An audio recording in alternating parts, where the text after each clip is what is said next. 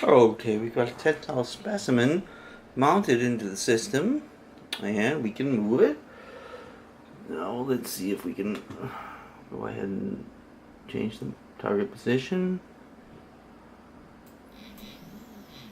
Yep, we can move it back and forth and stretch the specimen pretty handily. And now we have to do further work on identifying various axes, motions. Yeah, this is pretty good. Well, there we go. Pretty happy with this. Alright, turn it off.